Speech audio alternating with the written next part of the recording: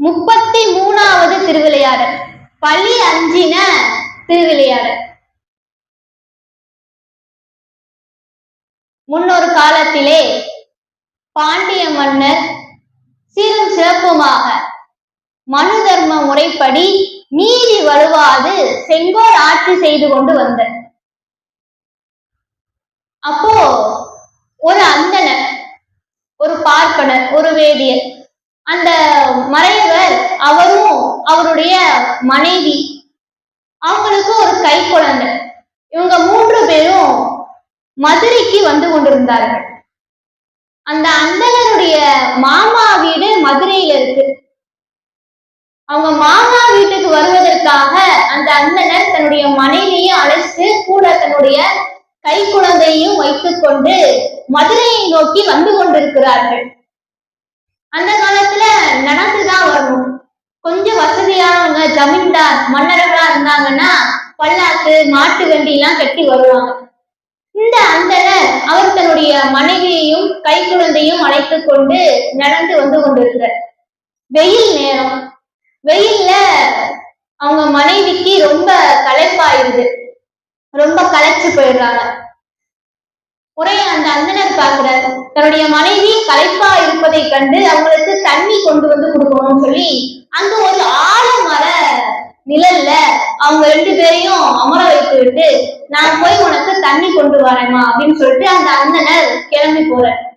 இப்போ அங்க ஒரு பெரிய ஆலமரம், அந்த ஆலமரத்தினுடைய நிழலிலே இந்த பார்ப்பனனுடைய மனைவியா இருக்கக்கூடியவங்க, அவங்க ரொம்ப அசதியில இருந்ததுனால அப்படியே முந்தானையை விரிச்சு படுத்து தூங்குறாங்க. பக்கத்திலே குழந்தையும் தன் பக்கத்திலே வைத்துக் கொண்டு கை குழந்தை அவங்க கண்ணை செஞ்சு இருக்கிறாங்க. அந்த சமயத்துல இந்த அந்தனரும் தண்ணி பக்கத்துல எங்கேயாவது தண்ணி கிடைக்குதான்னு பார்க்கணும்னு சொல்லி தண்ணி எடுத்துட்டு வருவதற்காக புறப்பட்டார். அந்த நேரத்துல காத்தானது பலமா அடிச்சிச்சு. அப்படி காத்தடிச்சதுல இந்த ஆலமரத்துக்கு மேல ஒரு கிளையில ஒரு அம்பு இருந்துச்சு. முன்னாடி என்ன ஆச்சு அப்படின்னா, இன்னொரு சமயத்துல ஒரு வேடவன் அந்த காட்டுக்கு வேட்டையாடுவதற்காக வந்தான். வந்த பொழுது அந்த ஆலமரத்துக்கு கிளையில ஒரு கிளி ஒண்ணு இருந்துச்சு. அந்த பறவை மீது அம்பு எய்தி அடிக்க வேண்டும் என்பதற்காக அம்பு எய்தினான். அம்பு எய்தினா குறி தப்பா போச்சு, பறவை பறந்து போச்சு. இப்போ அந்த அம்பானது அந்த கிளையிலே மாட்டிக்கிச்சு. இந்த வேடுவனும் பாக்குறான், அம்பு தென்படல, சரி நாங்க போயிடலாம், இது வந்து முன்னாடி நடந்த ஒரு விஷயம். இப்போ அந்த அம்பானது அந்த ஆலமர தலையில சிக்கி கொண்டிருந்தது. இப்போ காற்று பலமா அடிச்சதுல அந்த ஆலமர கிளையில சிக்கி கொண்டு இருந்த அம்பானது அசைஞ்சு கீழே படுத்து கொண்டிருக்கக்கூடிய அந்த பார்ப்பனருடைய மனைவி மேல இருந்தது. அந்த அம்பு பாய்ந்து அவருடைய மனைவி இறந்து போகிறார். பக்கத்துல இருக்கக்கூடிய கை குழந்தை அது என்னன்னே புரியாம அம்மா கிட்ட விளையாடி கொண்டிருக்கிறது. அந்த சமயத்திலே தண்ணி எடுக்க போனார் இல்லையா, தண்ணி எடுக்கிறதுக்காக போன அந்த அந்தனர் திரும்பி வந்து பார்த்தா தன்னுடைய மனைவி மேல அம்பு பாய்ந்திருக்கிறது. பேச்சு மூச்சு இல்லாமல் மனைவி கிடக்கிறார். அப்படியே கண்ணீர் விட்டு அழுதார். தன்னுடைய கை குழந்தையையும் வைத்துக் கொண்டு தன்னுடைய மனைவியை தன்னுடைய மடியிலே போட்டுக்கொண்டு இப்படி ஒரு நிலையை உனக்கு வந்து விட்டதே, இப்படி ஒரு நிலையை உனக்கு ஏற்படுத்தியது யார் என்று தெரியவில்லையே சொல்லி அப்படி கண்ணீர் விட்டு அழுதார். செய்வதறியாமல் துடித்த, உன்னை இப்படி கொலை செய்தது யார் அப்படின்னு சொல்லி சுத்தி முத்தி பாக்குற. அதுவும் சின்ன குழந்தை, அதுக்கும் பேச தெரியாது. அவர் எந்திரிச்சு போய் அங்கிட்டு இங்கிட்டு போய் பாக்குறாரு. பார்த்தா அந்த சமயத்துல ஒரு வேடன் ஒருத்தன் வேட்டைக்காக அப்பத்தான் அந்த பக்கம் வந்தான். அவன் கையில அம்புகள், 50 நில அம்புகள்லாம் வச்சிருக்கான், கையில வேடுகள் எல்லாம் வச்சிருக்கான். இத பார்க்கிறார் அந்தனர். பார்த்த உடனே இவன் தான் தன்னுடைய மனைவியை கொண்டிருக்கிறான் என்று தவறாக புரிந்து கொண்டு அவனை கூப்பி விசாரிக்கிறார்.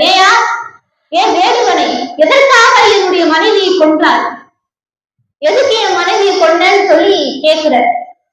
அவருக்கு என்னன்னே புரியல. அவர் சொன்னாரு, நான் உங்கள் மனைவியை கொல்லவில்லை, நான் இப்பதான் இந்த பக்கம் வந்தேன். பொய் சொல்லாதே, நீ தான் என்னுடைய மனைவி கொண்டிருக்கிறாய், நீதான் என்னுடைய மனைவியை கொண்டிருக்கிறாய், எதற்காக கொண்டாய் அப்படின்னு சொல்லி அந்த அண்ணனர் வேடுவனை பார்த்து கேட்கிறார். அவர் சொன்னார், ஐயா, உன்னுடைய மனைவியை நான் கொல்லவில்லை, சத்தியமா உன்னுடைய மனைவியை நான் கொல்லல அப்படின்னு சொல்லி சொல்றேன். பொய் சொல்லாதே, இப்போதே வா, மன்னனிடத்திலே போய் நீதி கேட்கிறேன், மன்னனுடைய நீதி வாயிலுக்கு வா, இது மன்னன் மீது ஆணை அப்படின்னு சொல்லி சொல்ற. அவரும் சரி வரேன்ட்டு இப்போ தன்னுடைய இறந்து போன அந்த மனைவியுடைய உடல் இந்த சடலத்தையும் தூக்கி கொண்டு அவருடைய கை குழந்தையும் ஒரு பக்கம் வச்சுட்டு அந்த வேடுவனை கூப்பிட்டு போற. அரண்மனையுடைய அந்த வாயில் அதை கலைச்சிட்டு போற. காவலர்கள் வெளியில நிக்கிறாங்க, என்ன ஏதுன்னு கேட்கிறாங்க, விசாரிக்கிறாங்க. அவர் நடந்த விஷயத்தை எல்லாம் சொல்ற. இந்த வேடுவன் என்னுடைய மனைவியை கொண்டிருக்கிறார், அதுக்காக நீதி கேட்டு அரசனிடத்திலே நான் வந்திருக்கிறேன் அப்படின்னு சொல்லி சொல்றேன். சரின்னு சொல்லி காவலர்களும் மன்னர்கிட்ட தெரிவிச்சுட்டு உள்ள அழைச்சிட்டு போறாங்க. அவரும் மன்னர் முன்னாடி போய் நிக்கிற. இப்போ மன்னர் விசாரிக்கிற, நடந்தது என்ன அப்படின்னு சொல்லி முதல்ல அந்த இடத்தை கேட்கிறார், என்ன நடந்ததுன்னு கேட்கிற. அவர் அப்படி கண்ணீர் விட்டு அழுத, மன்னா, என்னுடைய மாமா வீட்டுக்காக மதுரைக்கு நான் வந்து கொண்டிருந்தேன். இப்படி வரும் வழியிலே என்னுடைய மனைவி ரொம்ப களைப்பா இருந்தா, வெயில் காரணமாக ரொம்ப களைத்து போயிருந்தா. அதனால என்னுடைய மனைவியையும் என்னுடைய இந்த குழந்தையையும் ஆழ மல நிழலிலே விட்டு தண்ணீர் எடுப்பதற்காக நான் சென்றேன். வந்து பார்த்தால் அவள் அம்பு வாய்ந்து இறந்து கிடக்கிறாள். பக்கத்திலே இங்க வேறுவன் தான் இருந்தான், இவன் தான் கையிலே அம்பு வைத்திருந்தான், இவன் தான் என்னுடைய மனைவியை கொண்டிருக்கிறான், அதனால இவனுக்கு தக்க தண்டனை கொடுங்கள் அப்படின்னு சொல்லி எனக்கு நீதி வழங்குங்கள் மன்னா, உங்களை நாடி வந்திருக்கிறேன் அப்படின்னு சொல்லி அந்த அண்ணனர் அப்படி கண்ணீர் விட்டு கதற. ஒரு பக்கம் அந்த கை குழந்தை அழுதுட்டு இருக்கு, அதுக்கும் ஒண்ணும் புரியல. இப்போ மன்னர் அந்த வேடுவனை பார்த்து கேட்கிற, வேடுவனே, இந்த அந்தனர் சொல்வது உண்மையா? நீதான் அவருடைய மனைவியை கொன்றாயா? உண்மையை சொல்லு, உண்மையை சொல்லு அப்படின்னு சொல்லி மன்னர் கேட்கிற. உடனே அந்த வேடுவர் சொன்னார், மன்னா, நான் அவருடைய மனைவியை கொல்லவில்லை, நான் அவருடைய மனைவியை கொல்லவில்லை, மனுநீதிப்படி விசாரித்து நீங்கள் இதற்கு தீர்ப்பு சொல்லுங்கள், நான் அவருடைய மனைவியை கொல்லவில்லைன்னு சொல்லி வேடுவர் சொல்ற. அந்த அண்ணனர் சொல்ற, இல்லை மன்னா, இவன் பொய் உரைக்கிறான், இவன் தான் என்னுடைய மனைவியை கொன்றான் அப்படின்ற. அந்த வேடுவர் சொன்னா, மன்னா, நான் அவருடைய மனைவியை கொல்லவில்லை, நான் அப்பதான் அந்த பக்கமா வந்த வேட்டைக்காக அந்த பக்கம் வந்தேன், நான் அவருடைய மனைவியை கொல்லவில்லைன்னு சொல்லி வேடுவர் சொல்றான். மன்னர் பாக்குற, இதற்கு எப்படி நான் நீதி வழங்குவது? சாட்சியாராவது அந்த இடத்துல இருந்தாங்கன்னா அவங்ககிட்ட கேட்கலாம். சாட்சியா இருந்ததோ ஒரு கை குழந்தை, அதுகிட்ட போய் விசாரிக்கவும் முடியாது. எப்படி நீதி உரைப்பது, இதற்கு எப்படி நீதி வழங்குவது என்று யோசிக்கிற மன்னர். ஏன்னா சரியான ஒரு நீதியை வழங்க வேண்டும், தவறான நீதி கொடுக்கிற கூடாது. இப்பெல்லாம் சொல்லுவாங்க இல்லையா, 1000 குற்றவாளிகள் தப்பிக்கப்பட்டாலும் ஒரு நிரபராதி கூட தண்டிக்கப்படக்கூடாதுன்னு சொல்லுவாங்க. அந்த காலத்துல எப்படின்னா மன்னர்கள் நீதி முறைப்படி அவங்களுக்கு தீர்ப்பு கொடுப்பாங்க. தன்னுடைய மகனே தவறு செய்திருந்தாலும் நீதிப்படி மனு தர்ம முறைப்படி அவங்களுக்கு தீர்ப்பு கொடுப்பாங்க. அந்த வரலாறுகள்லாம் நம்முடைய புராணங்கள்லயும் நிறைய இருக்குது, வரலாற்றுகள்லயும் நிறைய இருக்குது. அவங்க எல்லாம் நீதி முறைப்படி தண்டனை கொடுப்பார்கள். அப்படி ஒருவேளை அவங்க கொடுத்த தீர்ப்பானது தவறா போச்சுன்னா, ஒருவேளை ஏதோ தவறுதலாக தீர்ப்பு வழங்கி விட்டார்கள் என்றால் தன்னுடைய உயிரையே மாய்த்துக் கொள்வார்கள். அப்படிப்பட்டவர்கள் அந்த காலத்து மன்னர்கள். அதனால நமக்கு பழி வந்துடக்கூடாது. மன்னர் பார்த்த விசாரிச்சுதான் தீர்ப்பு கொடுக்கணும். அந்த நேரம் சொல்றார், இந்த வேடுவன் தான் கொண்டாருன்ற. வேடுவன் சொல்றார், மன்னா, நான் கொள்ளவில்லைங்க. எப்படி தீர்ப்பு கொடுப்பது? சரியான நீதி முறைப்படி நீதி முறைப்படி தீர்ப்பு கொடுக்கணும். அவர் பார்த்தார். மன்னர் சொன்ன, அந்தனரே, நீங்க முதல்ல உங்களுடைய மனைவியை கொண்டு போய் அவங்களுக்கு செய்ய வேண்டிய இறுதி சடங்குகள்லாம் முடிச்சுட்டு வாங்க. அதுக்கப்புறம் நாளைக்கு வாங்க, நான் விசாரிச்சு உங்களுக்கு இதுக்குரிய தீர்ப்பை சொல்றேன் அப்படின்னு சொல்லி மன்னர் சொன்னார். சரின்னு சொல்லிட்டு அந்த அண்ணனரும் அவங்க சுற்றத்தார்கள்ட்ட சொல்லி அவங்க சுற்றத்தாரெல்லாம் வந்து துர்மரணம் அடைஞ்சவங்களுக்கு எப்படி இறுதி கடன்களை செய்ய வேண்டுமோ அந்த முறைப்படி தன்னுடைய தன்னுடைய மனைவிக்கு இறுதி சடங்குகளை எல்லாம் செஞ்சு முடிச்சார். இந்த வேடுவன் இருக்கிறார் இல்லையா, இந்த வேடுவனை சிறையிலே அடைச்சார். மன்னர் சிறையில அடைச்சிட்டு நான் விசாரிச்சுட்டு தீர்ப்பு வழங்குவேன். இப்போ மன்னருக்கு என்ன செய்யறதுனே தெரியல. உடனே சொக்கநாத பெருமானுடைய ஆலயத்துக்கு சென்று பெருமானிடத்திலே கேட்கிற, பெருமானே இப்படி ஒரு வழக்கு வந்திருக்கிறதை நான் எப்படி தீர்ப்பு சொல்வது? எல்லாவற்றையும் அறிந்தவர் நீதானே. அறநெறியிலே இருந்து அரசாட்சி செய்து கொண்டிருக்கிறேன். எனக்கு எந்த ஒரு பழிச்சொல்லும் வந்துவிடாமல் நீதான் காக்க வேண்டும். ஏன்னா நான் ஒரு தவறா தீர்ப்பு கொடுத்துட்டேன்னு சொல்லி எனக்கு ஒரு பழிச்சொல் வந்துடக்கூடாது. இப்படிப்பட்ட ஒரு விசித்திரமான வழக்குல நான் எப்படி தீர்ப்பு சொல்வது? இதில் யார் சொல்வது உண்மை என்பதே எனக்கு தெரியவில்லையே. நீதான் இதற்கு பதில் சொல்ல வேண்டும் அப்படின்னு சொல்லி சொக்கநாத பெருமானிடத்திலே முறையிடுகிறார் பாண்டிய மன்னர். இறைவா, எல்லாவற்றையும் அறிந்தவன் நீதான். தென்தமிழ் நாட்டுக்கே தலைவனாக இருக்கக்கூடியவன் நீதான். நீதான் இந்த பாண்டிய நாட்டுக்கே மடிமுடி சூட்டி மன்னனாக இருந்து அதன் வழியிலே நாங்கள் எல்லாம் ஆட்சி செய்து கொண்டு வருகிறோம். அப்படி எம்பெருமானே, நீயே இங்கு மன்னனாக இருந்து செங்கோல் ஆட்சி செய்த இந்த மதுரை நாட்டிலே இந்த பாண்டிய குலத்திற்கு இப்படி ஒரு நிலை வந்துவிட்டதே, இதற்கு நான் எவ்வாறு தீர்ப்பு வழங்குவேன் அப்படின்னு சொல்லி பலவாறு புலம்புகிறார் அந்த பாண்டிய மன்னர். உடனே சொக்கநாத பெருமான் அசிரீதியா சொல்றார், மன்னா கலக்கம் வேண்டாம். இன்று இரவு நகர்வனம் செல்வாயா, வீதி வணிக வீதிக்கு செல்வாயாக, அங்கு உண்மையை யார் உனக்கு உரைப்போம் அப்படின்னு சொல்லி அசிரீரி ஒளி. இந்த அசிரீரி ஒளியை கேட்ட உடனே மன்னரும் இறைவனுடைய திருவுள்ளம் அப்படின்றதை புரிந்து கொண்டு திரும்பவும் அரண்மனைக்கு வந்த அவர் உணவெல்லாம் சாப்பிட்டார். உணவெல்லாம் சாப்பிட்டு இரவு மாறு வேடம் போட்டுட்டு போறார். ஏன்னா மன்னர் மாதிரி போகக்கூடாது, அதனால மாறு வேஷம் போட்டுட்டு அரண்மனையில இருந்து கிளம்பி சிவபெருமான் சொக்கநாத பெருமான் அசிரீதியாக சொன்ன மாதிரி நகர்வனத்துக்காக போய் அந்த வணிக வீதிக்கு சென்றார். இப்படி செல்கிற பொழுது அந்த அண்ணனர் இருக்கிறார் இல்லையா, அந்த பாடம் அவரையும் உடன் அழைத்து கொண்டு செல்கிறார். இப்போ 2 பேருமா போறாங்க. மன்னர் மாறு வேஷம் போட்டுட்டு போறார். அந்த வீதிக்கு செல்கிறார். சென்றால் அங்கே ஒரு வீட்டுல திருமணம் நடந்து கொண்டு, அதாவது மறுநாள் காலையில திருமணம், அதுக்காக திருமண ஏற்பாடுகள் எல்லாம் நடந்து கொண்டிருக்கிறது. நல்ல பந்தல் எல்லாம் போட்டு வாழை மரம் எல்லாம் நாட்டி அந்த வீடே ஜெகஜோதியா இருக்கு. நல்ல ஒரு உற்சாகமா மகிழ்ச்சியா அத்துணை பேரும் இருக்கிறார்கள். கல்யாண ஏற்பாடுகள் எல்லாம் நடந்து கொண்டிருக்கிறது. எல்லா சுற்றத்தார்கள் உறவினர்கள் எல்லாம் அந்த வீட்டுல இருக்கிறாங்க. அத்துணை பேர் வந்திருக்கிறாங்க. எல்லாம் ஓடியாடி வேலை செய்து கொண்டிருக்கிறார்கள். மறுநாள் காலையில கல்யாணத்துக்கு எல்லா ஏற்பாடுகளும் செய்து கொண்டிருக்கிறார்கள்.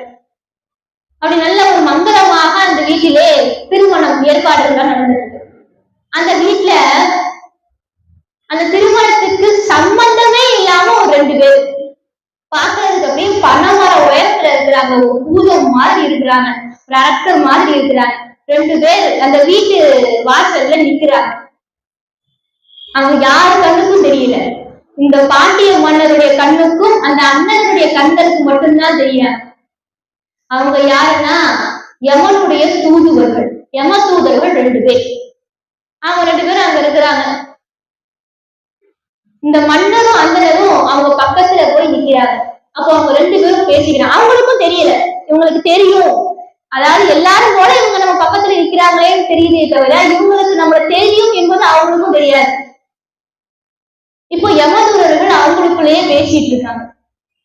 அதுல ஒரு யமதூதர் சொல்றாங்க, இங்க கல்யாணம் நடக்க போதுல நாளைக்கு, அதுல மணமகன் நாளைக்கு இறக்க போகிறான்.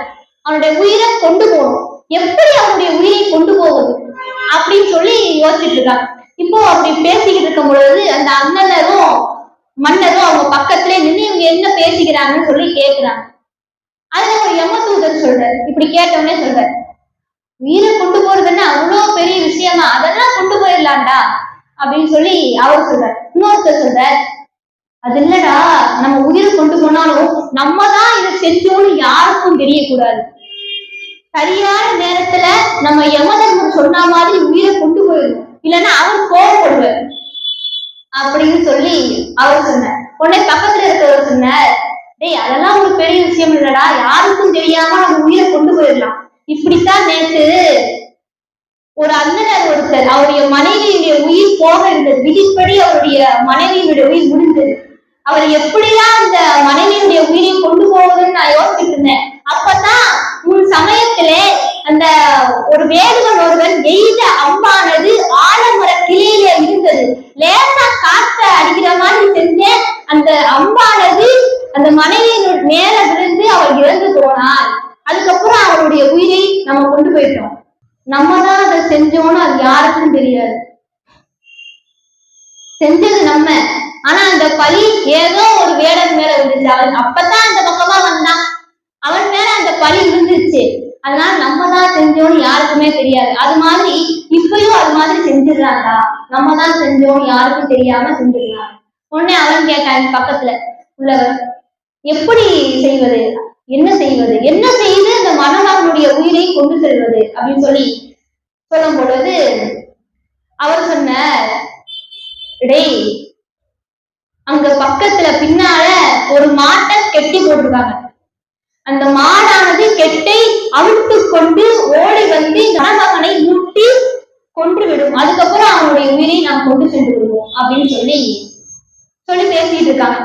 இத பின்னால நிக்கக்கூடிய அந்த அந்தனரும் மன்னரும் கேட்டுட்டு இருக்காங்க.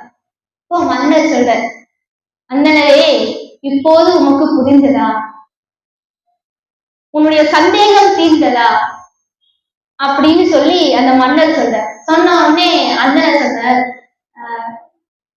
மன்னா இருந்தாலும் இவங்க பேசிக்கிட்டது மாதிரி உண்மையிலேயே நாளைக்கு நடக்குதான்னு பார்ப்போம். ஏன்னா இவங்க சொல்லியிருக்கிறாங்கல்ல, அது மாதிரி நடக்குதான்னு பார்ப்போம், இருந்து நம்ம காத்திருந்து என்ன நடக்குதுன்னு பார்ப்போம்னு சொல்லி அந்த அந்தனர் சொல்ற. சரின்னு பாண்டிய மன்னரும் இருப்போம் அப்படின்ட்டு. இப்போ மறுநாள் காலையில திருமண ஏற்பாடுகள் எல்லாம் நடக்குது. மணவரையில எல்லாம் இருக்கிறார்கள். அப்போ அந்த மணமகனா இருக்கக்கூடியவருடைய கையை கொடுத்து மணமகன் கையில கொடுக்குறாங்க. அந்த சமயத்திலே மேலம் மத்தல் எல்லாம் வாசிப்பாங்க இல்லையா, அப்படி மத்தல் எல்லாம் வாசிக்கிறாங்க. அந்த மேல சத்தத்துல அந்த ஒளி அதிகமா இருந்ததுனால அந்த ஒளியினாலே அந்த பசு மாடுக்கு ஒரு வேகம், ஒரு மதம் வந்துவிட்ட காரணத்தினால் அந்த மாடானது ஒரு முரட்டுத்தன்மையோடு அந்த கட்டி வச்சிருந்த கயிறை அவிழ்த்து கொண்டு அங்கிருந்து ஓடி வந்தது. ஒரு மாடு ஓடி வந்த உடனே அந்த கூடிய எல்லாரும் சிதறினாங்க. ஒவ்வொரு பக்கமும் ஐயோ மாடு வருகிறதே மாடு வருகிறதேன்னு சொல்லி எல்லாரும் ஒவ்வொரு பக்கமும் சிதறி ஓடினார்கள். மணமகன் மட்டும் அது வித்தியாசமா இருக்கவும் அந்த பட்டு வேட்டை சட்டெல்லாம் போட்டுக்க, கையில போனா இருக்க, கழுத்துல மாடெல்லாம் இருக்க, அவரை பார்த்த உடனே ஒரு வேகத்திலே மிரண்டு போய் அந்த மணமகனை மட்டும் குத்திட்டு அந்த மாடு போயிடுச்சு. உடனே அந்த மணமகன் அப்போதை இறந்து விடுகிறான். அந்த உயிரை யமதூதர்கள் கொண்டு சென்றார்கள். இப்போ இது எல்லாத்தையும் அந்த அண்ணனரும் மன்னரும் பார்க்கிறாங்க. அப்போ அண்ணனருக்கு இதெல்லாம் புரிஞ்சு போச்சு, தன்னுடைய தவறை உணர்ந்த.